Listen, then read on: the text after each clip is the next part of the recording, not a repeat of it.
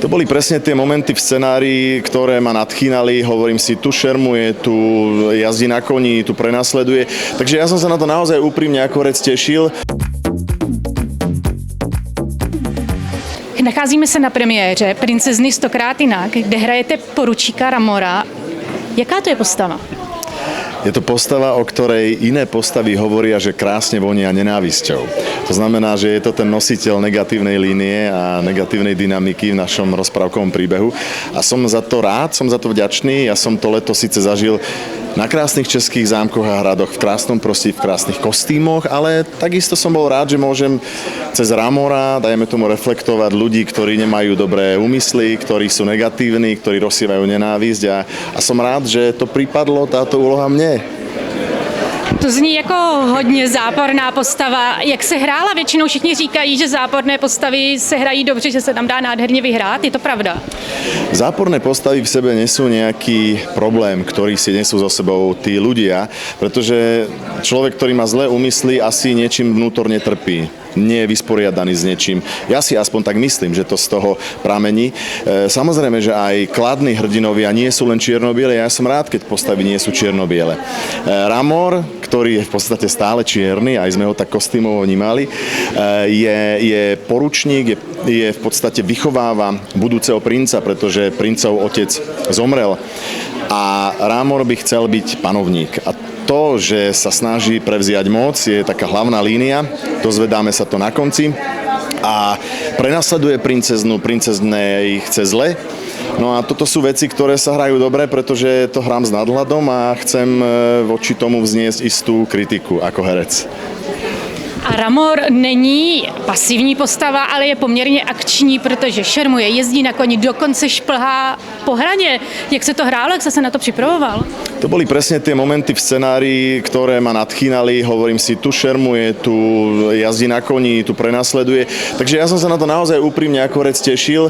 S koňmi aj s bojovými scénami mám skúsenosť. Tu sme dostali vynikajúcich kaskadérov, ktorí robia hollywoodske produkcie a ja som si to fakt ako herec vo svojom povolaní mimoriadne užil a som vďačný, že také niečo môžem zažívať a vyskúšať si to aj v Čechách, že som to mohol hrať a že Miloš Schmidmajer ma zavolal a ohromne som si to celé užíval. A dovolil vám, pane režisér, opravdu tyto scény točit sám, nebo jste musel mít i nějakého dubléra? Je to problém v strede nakrúcania tak veľkého náročného projektu herca pustiť na koňa v cvále po krajine. Ja som naozaj pána režiséra prosil každý raz, dajte ma, prosím, cváľať, je to môj chlapčenský sen a nakoniec mi to naozaj splnil. A vo veľa záberoch, ktoré v tom filme som už aj ja videl, som naozaj ja, takže naozaj šermujeme, naozaj jazdíme na koňoch ale nie som ten nezodpovedný herec, ktorý by chcel veľmi riskovať. Stále som na zemi, ale potrebujem si to zažiť aj ja a skúsiť. Je to výpravná pohádka, natáčela se na spoustě lokacích, kam jste se s kamerou podívali a třeba která ta lokace vás nejvíce chytila za srdíčko, kde vás to nejvíc bavilo? Zámok Opočno, už v podstate to ubytovanie, bývali sme s pohľadom do nádherného údolia, kde bolo počuť asi 1 000 000 operencov, keď som otvoril okno. To boli fakt úžasné prázdniny. Ja som sa dosť najazdil z Bratislavy cez celé Čechy, ale som tomu rád, lebo ja som možno nevidel toľko hradov a zámkov za celý život ako počas tohto nakrúcania.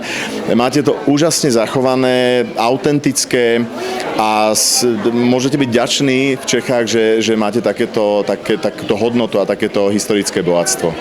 Pohádka se jmenuje Princezna stokrát jinak. Co si pod tím názvem máme představit? O čem vlastně pohádka je? Mladého človeka, ktorý každý deň sa cíti byť niekým iným. Niekedy je malé zraniteľné dieťa, niekedy je dokonca dynamickejší a inteligentnejší možno, alebo rozhodnejší ako jeho rodičia.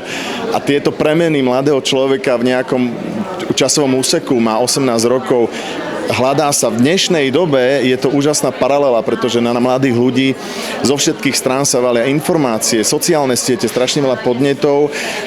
Pokiaľ nie sú nejak pevne ukotvení, tak ja mám pocit, že žijú vo veľmi veľkom chaose a nevedia sa v ňom nájsť. A toto je úloha rodičov. Ja nemám dieťa, takže nechcem teraz mudrovať, ale myslím si, že je to úloha rodičov, aby tie decka správne ukotvili.